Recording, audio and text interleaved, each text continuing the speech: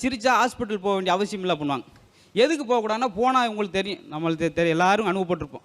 போயிட்டு சொல்லியிருக்கார் டாக்டர்கிட்ட, டாக்டர் நேற்று ராத்திரி மாவாட்டுற மாதிரி கனவு கண்டேன்.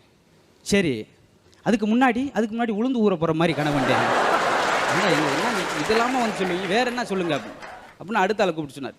இன்னும் ஆப்ரேஷன் பண்ணுற விதவிதமாக பண்ணுவாங்க. ஒரு ஆளை வேகமாக கூப்பிட்டு போய் மூளையில் போட்டு ஆப்ரேஷன் பண்ணியிருக்காரு. என்னையா அப்படின்னு, நான் மூளை ஆப்ரேஷன் பண்ணுறதுல பெஸ்ட்டு, இந்த மூளை ஆப்ரேஷன் பண்ணாண்டா மூளையில் போட்டு அறுத்திருக்கேன் வைக்கணும். அது ஒரு பக்கம். இன்னும் 5 நேரத்தில் பல் டாக்டர்கிட்ட போனோன்னே அந்த அம்மா காட்டுமா, புகையில் நிறையா போடுவீங்களா? ஆமாங்க, தோட்டத்தில் 1.5 ஏக்கர் போட்டிருக்கேன்.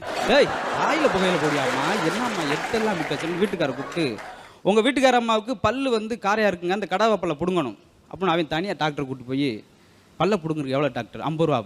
இந்தாங்க 150 ரூபா, நாக்கையும் சேர்த்து பிடுங்க, வீட்டில் போய்